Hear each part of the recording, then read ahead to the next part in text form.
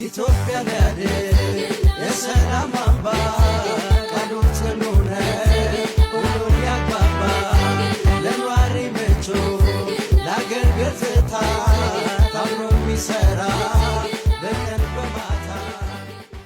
አገራችን ኢትዮጵያ በስንዴ ልማት በብልጽግና አመራር ስር ትልቅ ምርታ አስመዝግባለች። ከነበርንበት ዝቅተኛ የስንዴ ምርታማነት 150 ሚሊዮን ያልከው ሳይሆን በአምና የበጋና የክረምት የምህር የስንዴ ምርት በአጠቃላይ ወደ 280 ሚሊዮን ኩንታል ማምረት ችለናል። በዚህም ደግሞ አገራችን የፋኦ አግሪኮላ አዋርድን እውቅና አግኝታ በተለያዩ ዓለም አቀፍ ተቋማት የተወደሰችበት በርካታ ታዳጊ ሀገሮች ኢትዮጵያ በምግብ ራሷን ለመቻል በስንዴ ራሷን ለመቻል አንገቷን ቀና ለማድረግ የምታደርገውን ጥረት ባድናቆት እየተመለከቱ ያሉበት ሁኔታ ነው ያለው። ከዚህ አንፃር የስንዴ ምርትና ምርታማነታችን እያደገ መሆኑ ግልጽ ነው። ነገር ግን የኑሮ ውድነቱ አለ። የኑሮ ውድነቱ ከምን መጣ የሚለው የስንዴ ምርት ማነስ ያመጣው ጉዳይ ሳይሆን አንዱና መሰረታዊ ጉዳይ የማምረቻ ወጪን ይመለከታል። ሀገራችን ኢትዮጵያ እንደሚታወቀው ለማምረቻ ግብአት የሚሆኑ ጉዳዮችን ከማዳበሪያ ጀምሮ ከነዳጅ ጀምሮ አግሮ ኬሚካሎችንና ማሽነሪዎችን ከውጪ ሀገራት ነው የምናስገባው።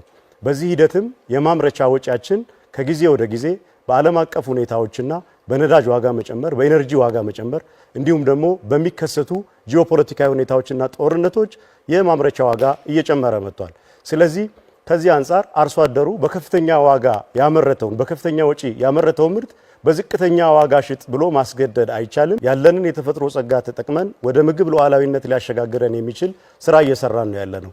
ከዚህ አንፃርም ከውጭ የምናስገባው የነበረውን ማዳበሪያ በሀገር ውስጥ ለማምረት ትልቅ እርምጃ ተራምደናል። ለምሳሌ ያለንን የተፈጥሮ ጋዝ ሀብት በመጠቀም በሀገራችን በአመት ወደ 3 ሚሊዮን ሜትሪክ ቶን ዩሪያ ማስመረት የሚያስችል የማዳበሪያ ፋብሪካ የግንባታ ስራው በይፋ ተጀምሯል። ያ በሚጠናቀቅበት ጊዜ ኢትዮጵያ አሁን ከምትጠቀምበት የዩሪያ መጠን በሁለት እጥፍ ያደገ ምርት እናገኛለን በሀገራችን ውስጥ ማለት ነው። የምግብ ሉዓላዊነትን አረጋግጠናል አላለም። የምግብ ሉዓላዊነትን ማረጋገጥ ትልማችን ነው።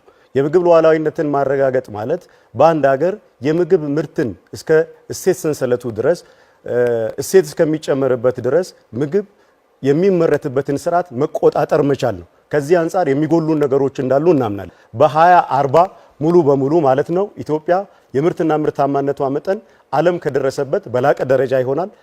በዓለም 400 ሚሊዮን ህዝቦችን መመገብ የሚችል ደረጃ ላይ ትደርሳለች ነው። በሁለተኛ ደረጃ ደግሞ በ2025 እንደ ኢትዮጵያ አቆጣጠር የምግብ ዋስትናችንን የምናረጋግጥ ጊዜ እንደሚሆን በግልጽ አስቀምጠን እየሰራን ነው ያለው።